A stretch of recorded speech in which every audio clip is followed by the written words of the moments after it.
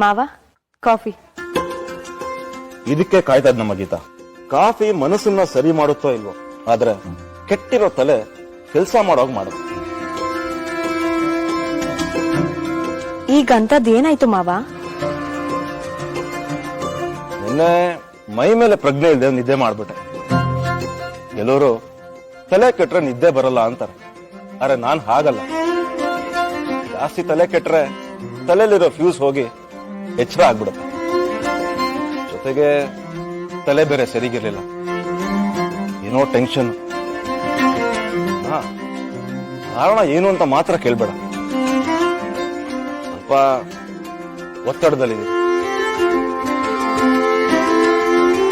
ಕಲ್ಬಿದ್ದಿರೋ ಕೊಳನ ಅದ್ರ ಪಾಡಗ್ ಅದನ್ನ ಸ್ವಲ್ಪ ಹೊತ್ತು ಬಿಟ್ಬಿಡ್ಬೇಕು ಮಾವ, ತಾನಾಗೆ ತಿಳಿಯಾಗುತ್ತೆ. ಕಾಫಿ ತುಂಬಾ ಚೆನ್ನಾಗಿದೆ ಗೀತಾ. ಥ್ಯಾಂಕ್ಸ್ ಮಾವ. ಮಾವ ಆಶೀರ್ವಾದ ಮಾಡಿ ಮಾವ. ಒಳ್ಳೇದಾಗ್ಲಿ.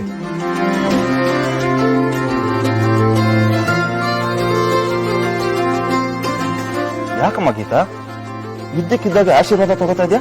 ಇವತ್ ನಾನೊಂದ್ ಮುಖ್ಯವಾದ ತೀರ್ಮಾನ ತಗೊಂಡಿದ್ದೀನಿ ಮಾವ, ಅದಕ್ ನಿಮ್ ಆಶೀರ್ವಾದ ಬೇಕು.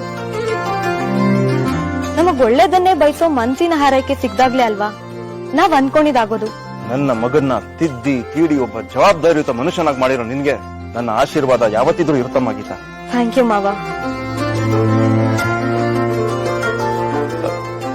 ಹೌದು, ವಿಜಿ ಇವತ್ತು ಹೇಗಿದ್ದಾನಮ್ಮ? ಇವತ್ತಿಂದ ನಾವಿಬ್ರು ಕಾಲೇಜ್ಗೆ ಹೋಗ್ಬೋದು, ಅಷ್ಟು ಹುಷಾರಾಗಿದ್ದಾನೆ ಮಾವ. ಹೋಗ್ಬನ್ನಿ, ಗಂಡ ಹೆಂಡತಿ ಅದೆಲ್ಲಿದ್ರು ಚಂದಾನೆ.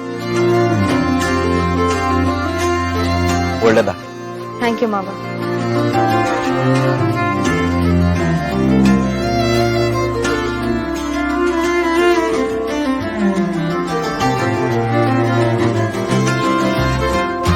ಗಂಡ ಹೆಂಡತಿ ಅನ್ನೋ ಬಂಧಕ್ಕೆ ಇವತ್ತೊಂದು ಸರಿಯಾದ ಉತ್ತರನ ನಾನು ಕೊಡ್ಬೇಕು ಅಂತಿದ್ದೀನಿ ಮಾವ.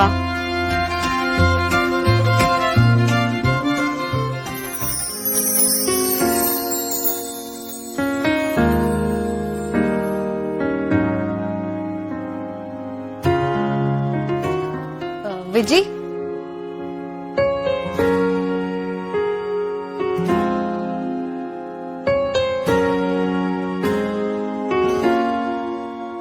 ಇವತ್ತಿಂದ ಕಾಲೇಜ್ಗೆ ಹೋಗ್ಬೇಕು, ಬಾ. ನೆನ್ನೆ ನೀನ್ ಮಾಡಿದ್ ಸರಿ ಅಲ್ಲ ಗೀತಾ.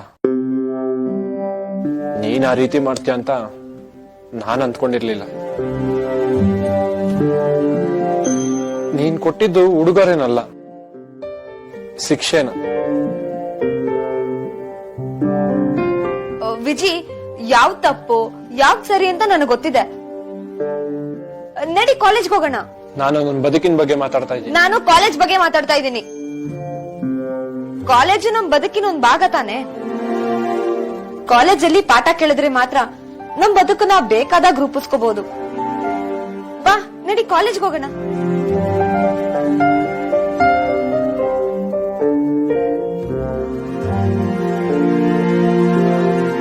ಯಾಕಿತ ಇಷ್ಟೊಂದು ಕಠೋರವಾಗಿ ನಡ್ಕೊಂತಿದ್ಯಾ? ಅಂದ್ರೆ ನೀನ್ ಪ್ರೀತಿಸೇ ಇಲ್ವಾ? ನಿನ್ ಮನ್ಸಿಗೆ ನಾನು ಇಡಿಸ್ಲೇ ಇಲ್ವಾ ಗೀತಾ?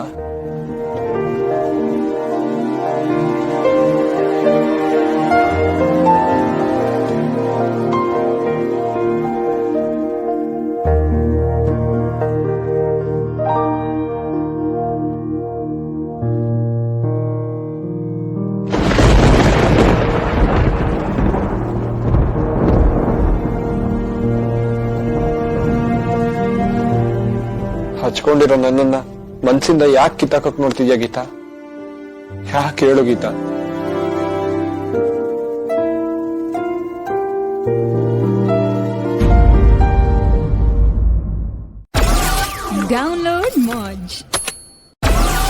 Download Moj.